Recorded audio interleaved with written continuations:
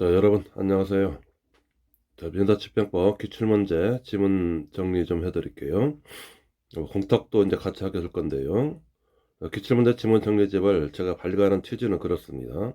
일단은 객관식 문제는 오지선다인데, 오지선다 특성상, 객관식의 특성상 전 지문을 모르더라도 문제가 풀리는 경우가 있습니다.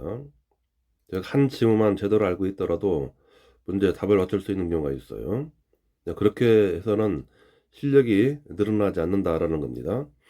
하나하나 개개의 지문을 가지고 그게 맞는 답인지 틀린 답인지를 체크할 수 있어야, 그 파악할 수 있어야 제대로 실력이 늘어난다, 이제 그런 의미가 돼요. 그런 의미에서 각 지문들을 반복되는 지문을 없애고 하나씩 하나씩 여러분들이 개별적으로 공부할 수 있도록 만드는 책, 이게 기출문제 지문정리집입니다. 근데 문제는 가급적 전체를 풀어갈 거지만은, 그러나 일단은 중요치 않은 지문들의 경우는 좀 생략하고 가는 경우가 있을 거예요. 그리고 제가 문제 번호 얘기했을 때 여기 오른쪽 표시에 있는 거, 이거를 문제 번호로 해서 제가 얘기할 겁니다. 그렇게 따라오시고요. 제1장의 민사집행의의와 종류에서는, 이거는 우리 시험에서는 거의 출제가 안 되는 부분들이에요. 이건 법원 시험에서는 가끔 실제 이루어지는데, 1번 제보는 판결 절차는 권리 또는 법률관계의 전도 확정, 즉 청구권 후 전부 관여적 형성을 목적으로 적어되는 겁니다. 소송 절차는 어떤 법률관계, 권리관계를 있느냐 없느냐, 이게 청구권의 존부, 존재나 부정, 이거를 확정시키는 절차가 돼요. 반면에 강제입행 절차는 그런 권리를 강제적으로 실현시키는 절차가 되는 겁니다. 맞는 질문이고요. 이번 강제입행은 채권자 신청에 의하여 국가 집행관이 채권자를 위하여 사업상의 이행 소유권을 국가 권리에 기하여 강제적으로 실현시키는 법적 절차가 되는 겁니다. 강제입행은 채권자가 신청을 해야 돼요. 강제입행은 법원이 직권으로 하는 경우가 없습니다. 저마다 채권자가 신청을 해야 돼요. 그리고 신청은 일정한 집행기관에 신청하는 겁니다. 집행관이 세 가지 있다고 그랬죠. 집행관과 집행법원과 1심 소도법원 세 가지가 있습니다.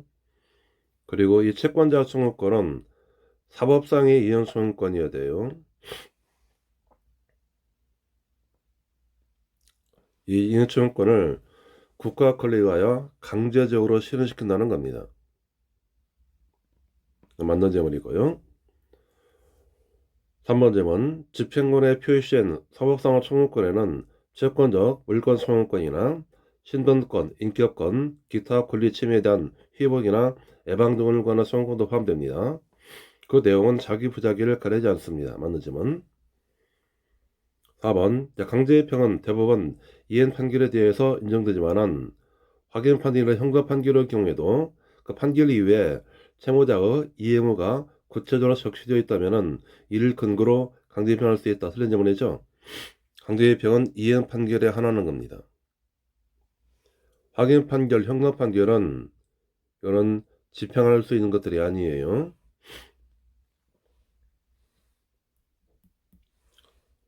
틀린 질문이고요.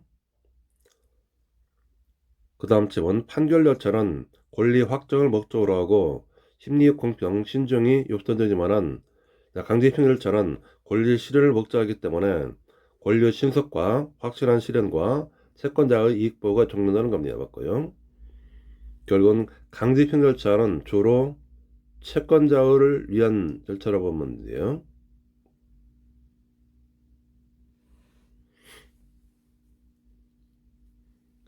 그 다음 질문, 강제입행은 국가가 독점하고 있는 사법권의 한 작용을 이루고 채권자는 국가에 대하여 강제입행의 발동을 신청할 수 있는 지위에 있을 뿐이므로 법률에 정한 집행권에 강제입행을 실시하지 않고 신청하지 않고 채권자의 임의로 강제입행을 확인하는 계약, 그런 계약은 사유질서에 반한 것으로서 민법 103조에서 무효가 되는 겁니다. 맞고요. 강제징용은 반드시 그런 국가에 대하여 즉 집행기관을 가지고 집행을 실시하도록 해야 됩니다. 그렇지 않고 채권자가 임의로 강제입행을 하려는 계약, 이런 계약은 무효라는 겁니다. 이걸 이제 집행계약이라는 문제들인데요.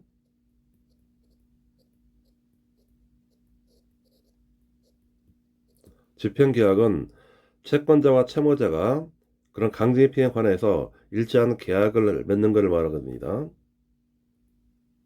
여기에는 집행 확정한 계약이 있어요.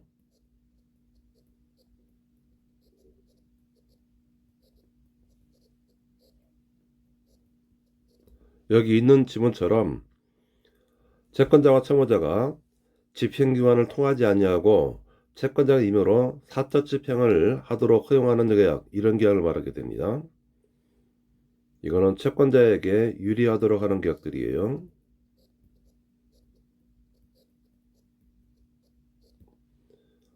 그런 집행 확정 계약은 이거는 무효로 보는 겁니다.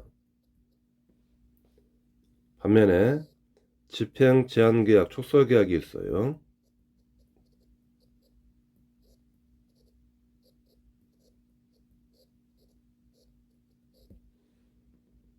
즉 채권자와 채무자끼리 예를 들어서 강제 입행을 하지 않기로 하는 계약이 있습니다.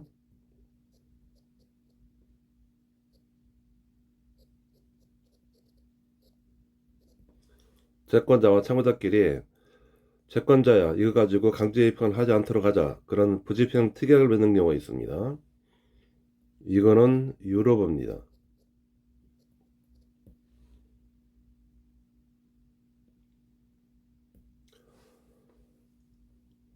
7번째는 공유으로 경매 분할을 명한 판결에 기하여 경매 신청을 할 수 있는 자는 그 판결로 원고만이고 피고는 신청권이 없다. 틀렸죠?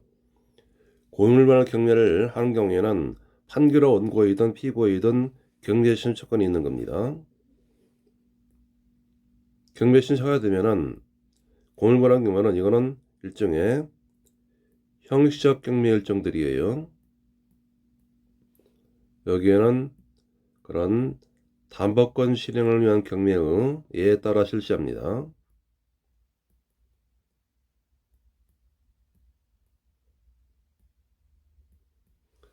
담보권 실행 경매의 예에 따라 실시하도록 되어 있어요. 그리고 판결로 원고이든 피고이든 경매 신청권이 있는 겁니다. 우리 등기에서도 마찬가지예요. 등기부에서도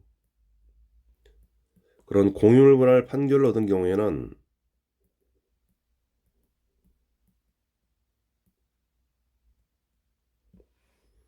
공유를 분할 판결은 이거는 형성 판결이 됩니다. 형성 판결을 그렇게 공유를 분할 판결하게 되면은 이 판결을 원고이든 피고이든 이걸 가지고 판결이나 등기를 신청할 수 있습니다.